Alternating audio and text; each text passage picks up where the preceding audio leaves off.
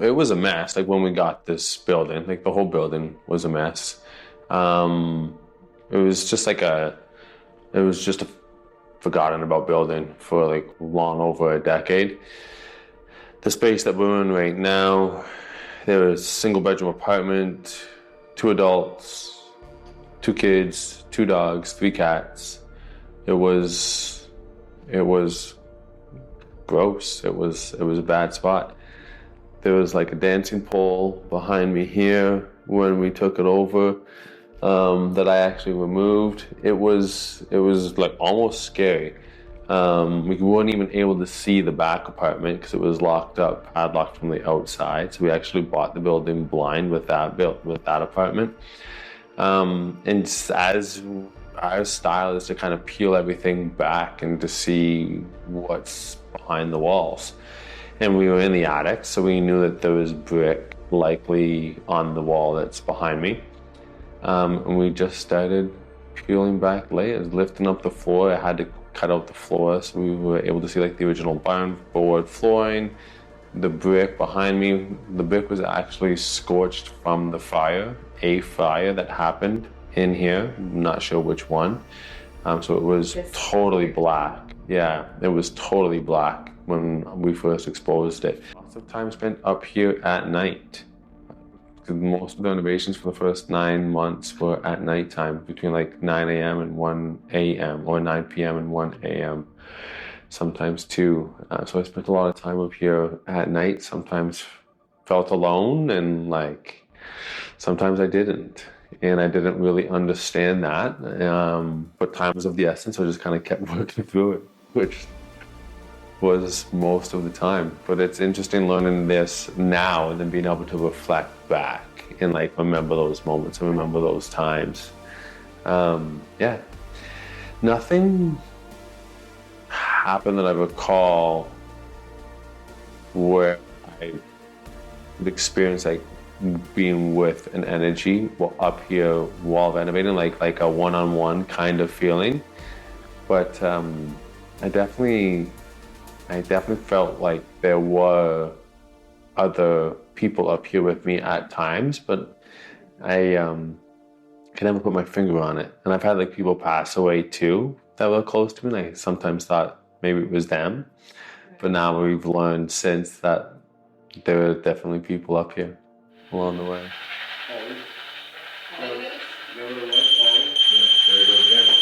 Well, even now, like even still now, like with the lights just not working when you want them to, or the lights dimming when you don't want them to. So that's like happening still. Like we were talking about it before we even went on camera, where like you flick a light and it just doesn't work, and it doesn't work, and then all of a sudden you flick it and it does work. Or like I used to just go up and down, up and down, up and down on the on-off switch using the dimmer. Like it's most of the electrical issues that we are experiencing, and like the whole building has brand new electrical. Like there's brand new electrical running through this entire building, and it's almost like it hasn't ever worked great since. And knowing a little bit more about the building now, you can kind of let go of the frustration behind trying to get the lights just perfect and like moving on if they're not going to work the first time when we do it. But it's mostly since then, which is ironic because it's all brand new, so you're expecting it to work really well. And you can call an electrician back and he's like, no, everything's fine. But now we know that there's trickster energy. Tonight, that light hasn't worked for me behind me. That light hasn't worked all day. Like every time I flick it on. And then the moment the two of you walked in, I tried it again because I always go for it again. I like that light. I like the way it hits the ceiling. And I hit it and boom, worked perfectly. First time. Dimmers worked too. So you can also turn that light on and turn it full blast. And it is the lowest dim. So it just like won't dim up. It won't brighten the room. So it, like sometimes it'll just sit there at max volume and it's the darkest light that it can offer. But you can see that it's on. It just won't increase. So I just fight with it a lot less now. I spend a lot less time trying to get that light to work properly. If it's not going to work the first time, I kind of give up and give in to the trickster energy. Yeah. The morning after, Angela called she was talking to one of the staff members, explaining a little bit about what happened the day before. They were interested in it too, which was great. Like it was nice that it was such a positive response from your team as well, and the energy that's in here, just relaying it back to us. So she was telling the staff downstairs that there's like a trickster energy, a spirit in the building, and they were on speakerphone because there was two people listening to the same conversation. So rather than just having it to their ear, they had it on speakerphone. And the moment Angela mentioned the trickster energy, all the lights in the store dimmed. And then the moment someone on the phone said hello, all of the lights went back bright again, like to the original brightness prior to the dimming. So it was weird to have it immediately trigger the trickster energy out loud, followed by the hello, and then the brightness coming immediately back to.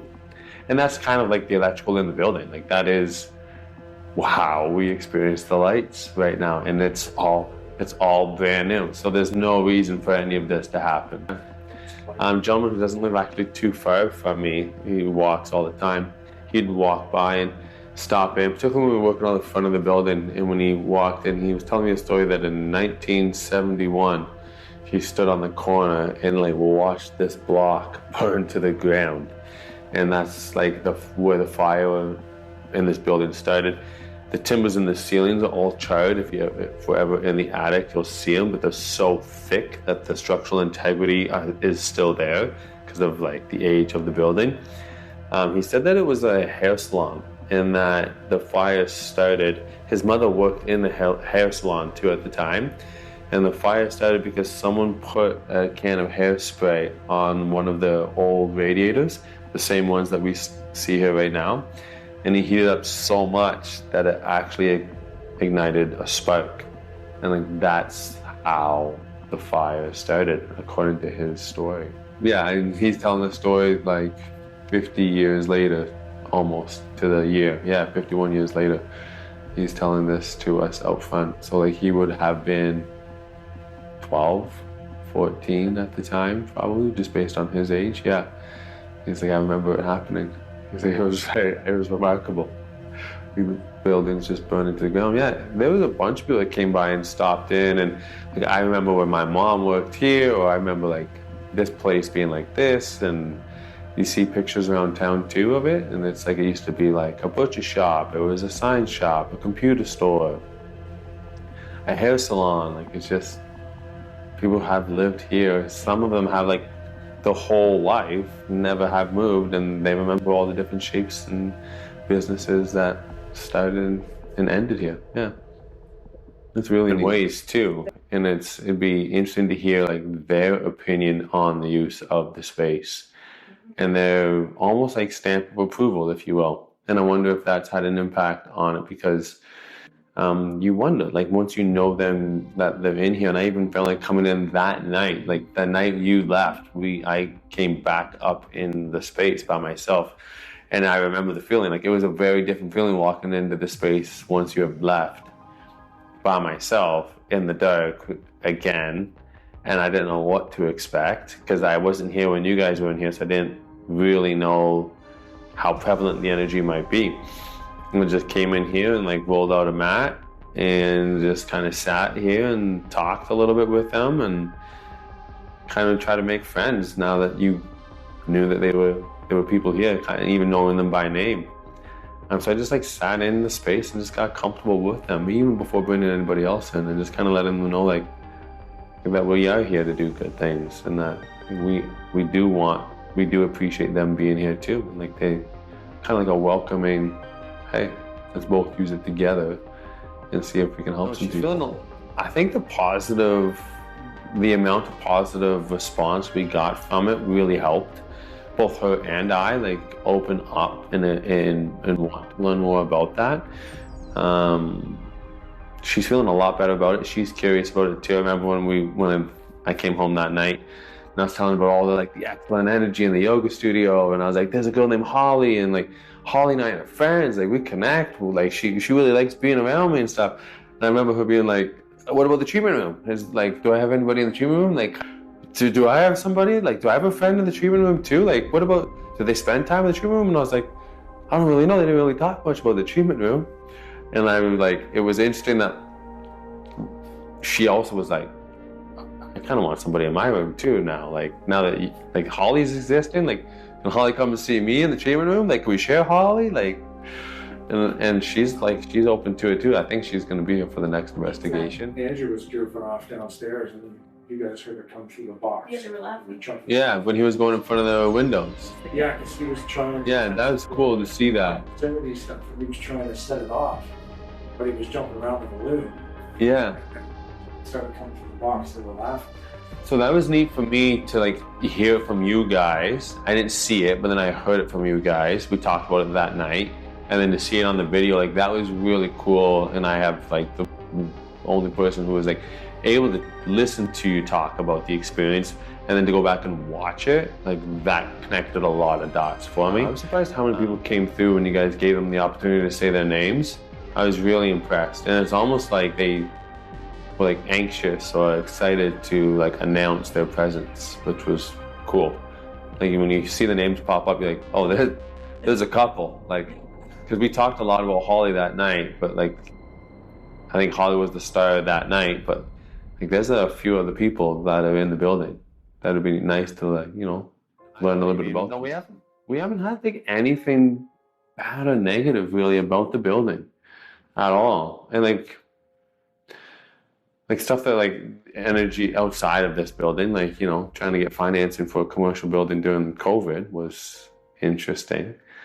But like those things have been challenging with the building, but like the building itself, it's been like really great. Like it's kind of worked out exactly how you planned and better.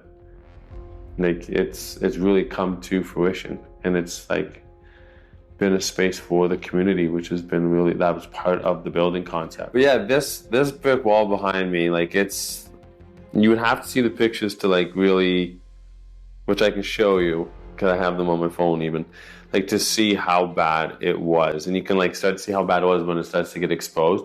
But the first 2 nights I was in here, I didn't wear a mask. And I just like started exposing it.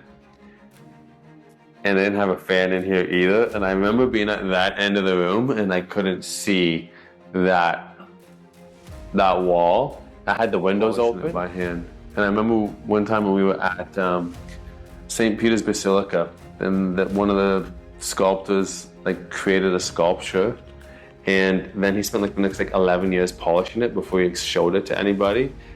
And like it was really weird that like when you finally saw it in person, it was like shiny because he polished it for so long before letting anyone see it.